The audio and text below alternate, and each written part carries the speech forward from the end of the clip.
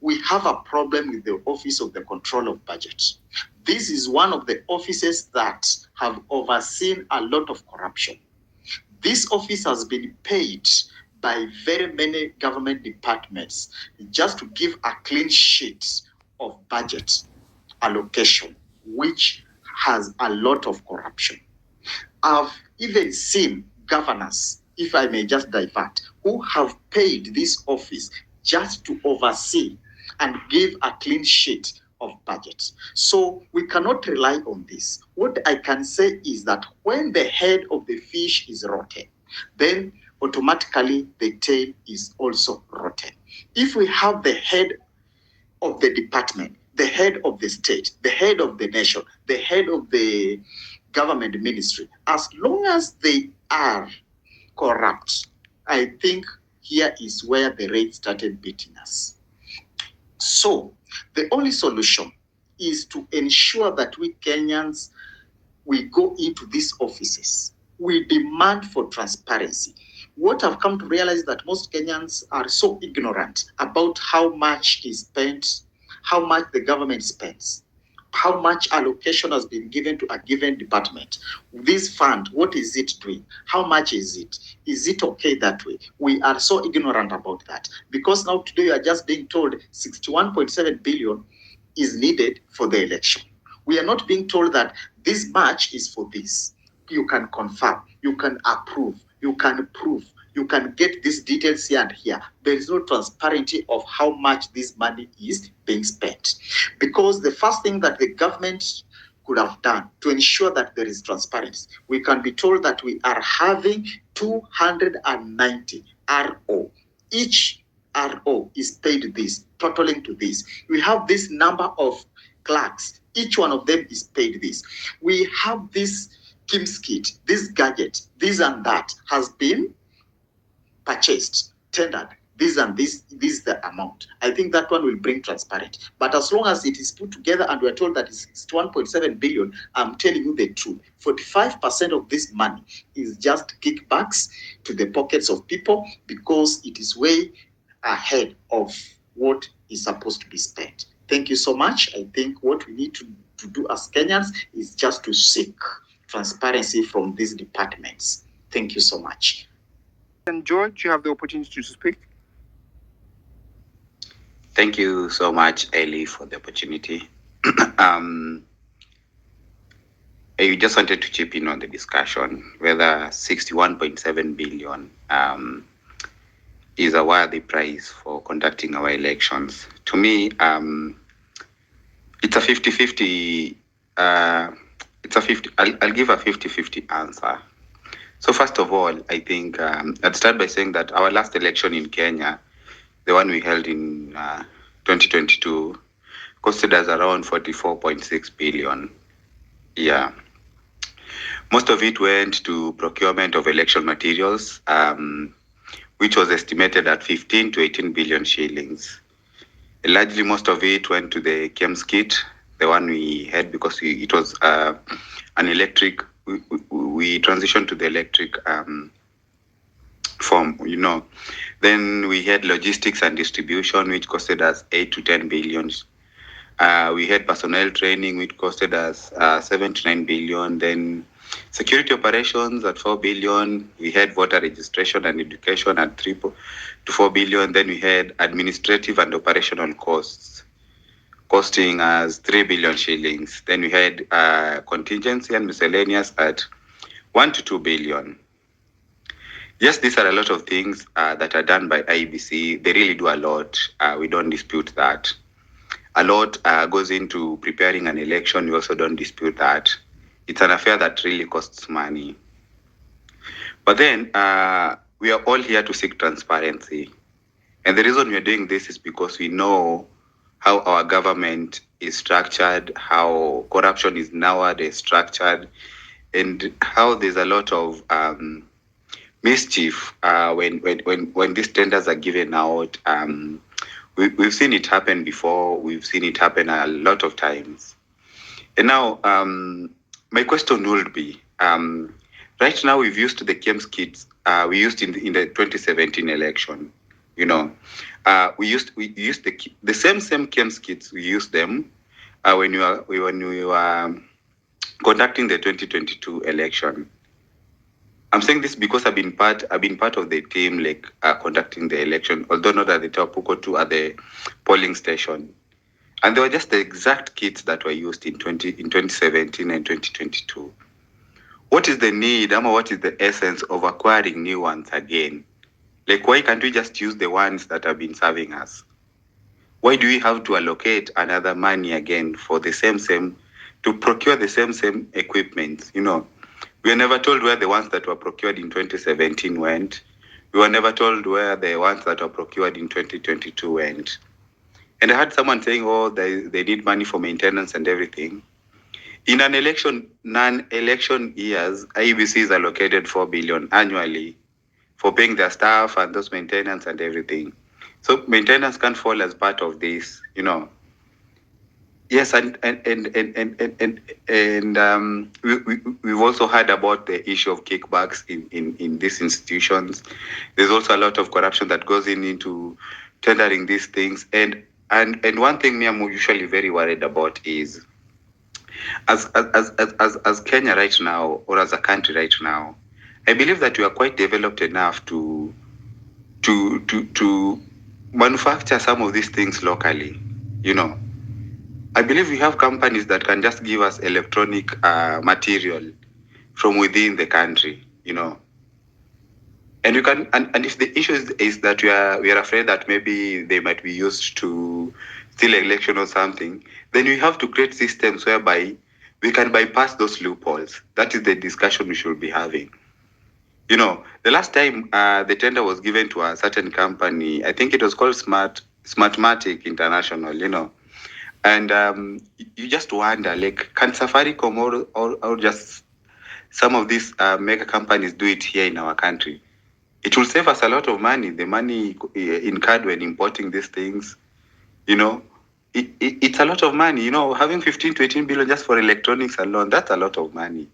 And we don't have to do it every election year. We can just have something that can serve us each and every time we need them, Yeah, maybe all you can just do is just maybe updating the system, like the operating systems or something. That's all you have to do. But then you don't have to procure them each and every time.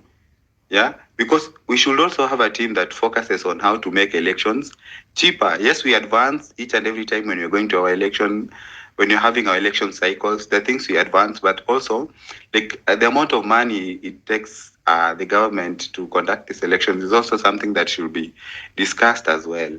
How can we make these elections cheaper with time? If we had these kits last time, how can we keep them in a manner that they can also help us or serve us in the next election? We can't keep spending on the same things each and every time. So those are the loopholes that perhaps maybe we can look into. What are the things that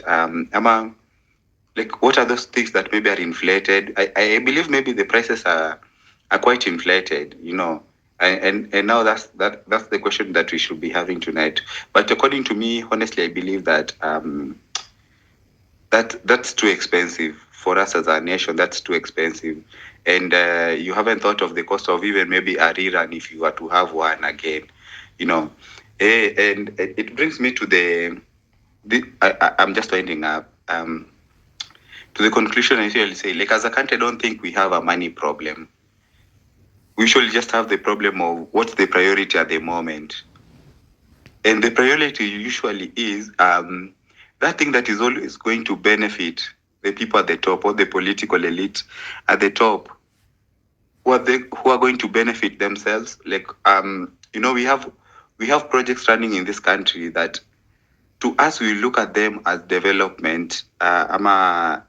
Yes, but in real sense, they are money-making machines to the political elite. Let's say now having roads in the country, then we end up paying for them 5 years down the line. Having an airline in the country that's running losses each and every year, yet it's the best, such things. Yeah. Today we saw that maybe things like eCitizen, there's a good amount of money that's going to accounts. Actually, 1.45 billion has gone to accounts that you can't even, some are even unknown accounts, If you have transaction costs going to someone's account, 880 something million, those are the things you're talking about.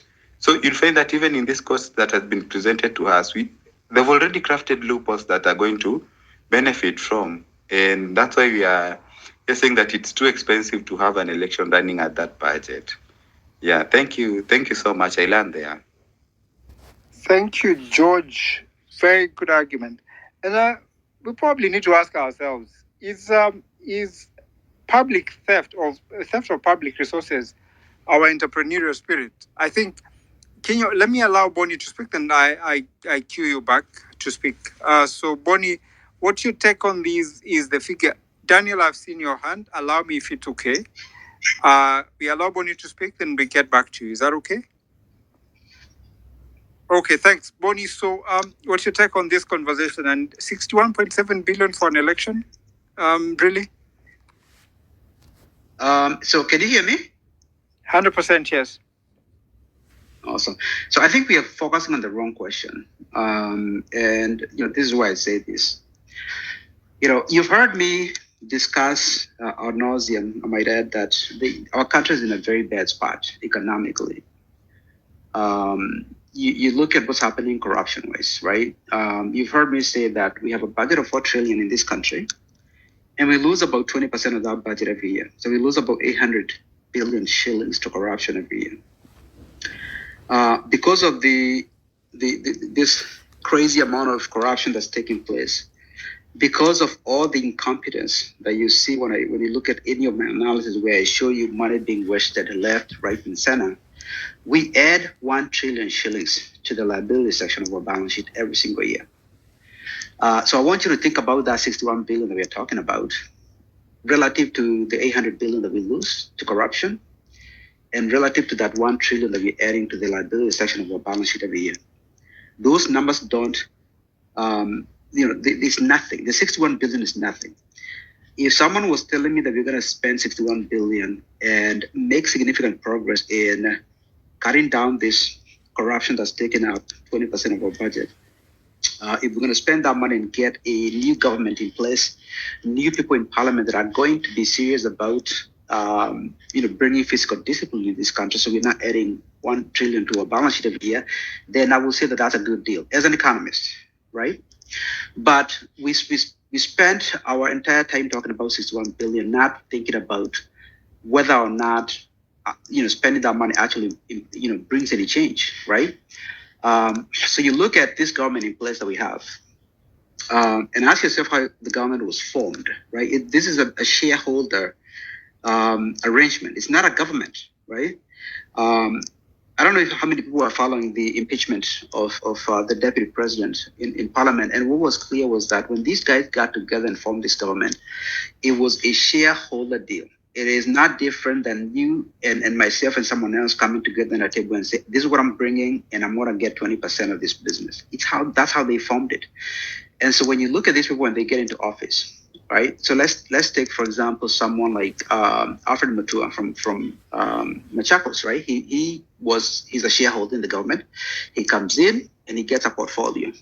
You look at Musalia Mudavadi. He comes in, he gets a portfolio. When those guys get into government, what do you think they're going to do? Like, do you think they are there to serve Kenyans, or do you think they are there to make sure that the 20% that they're owed, they actually make a return on it, right? So we can spend our whole day here talking about the 61 billion, but we need to focus on making sure that elections actually serve Kenyans and making sure that we actually bring the change that we need. And so, to me, whether we spend 60 billion or 40 billion or 30 billion is not really important. What's important is how do we make sure that the election that we're going to have in 2027, whether we spend 10 billion or 50, whatever the number is, obviously we want to be responsible. I'm not saying that, we spend 60 if we can spend 30, right? I'm saying that we need to focus on making sure that election actually brings the change that we all want. We want to make sure that we have a government in place that's serious about corruption. How do we make sure that we get people like that? We want to make sure that we have a government that's going to hold the executive accountable so that they're not putting our economy in jeopardy, like what's happening right now. How do we make sure that we do that? All these questions, in my view, come down to us, right? It is us. We act like we are helpless. We can fix these problems. We can fix this problem by looking at the people that we elect. From the president, do not elect thieves. I mean, if you see my analysis and you can see the frustration that I have when I sit here and I say, wow, Governor Mwangi Iria from Murang'a has a case in court right now. He is accused of stealing hundreds of millions, and then he's been appointed to a government position. Governor Evans Kidero stole billions from Nairobi, and he's in government today, and nobody says a damn thing about that, right? Look at William Kabogo, stole billions from Kiambu County, is in office today. Look at Oparanya, the same. I mean, we can go through this over and over and over. If we, the reason why, for example, Ruto is doing all this is because he knows that Kenyans don't hold, we're not going to hold him accountable. He thinks that to solve Kenya's problem is to talk to Raila and Karadil, is to talk to Afro-Mutua and Karadil. It doesn't matter what you and I think. But the way to change that is to show these people that we're actually going to vet our candidates. We're going to think about who we are voting for. So if I'm running for office, I want you to question me and understand why I'm proposing what I'm proposing. Let's debate the merits of my proposals, so that if you elect, even if you choose someone else, I'm gonna know that the reason why I didn't win is because my opponent had a better proposal, right? Or was able to articulate what he wanted to do better than I did. And so I'm challenging all of us that we can fix these problems if we think through the people that we vote for. 60 billion, 65, that's not the question. The question is, how do we make sure that the election that's coming up actually matters? If we are talking about corruption and we want to fix it, how do we make sure that that actually happens? And to me, it comes down to us individually thinking through the people that we vote for.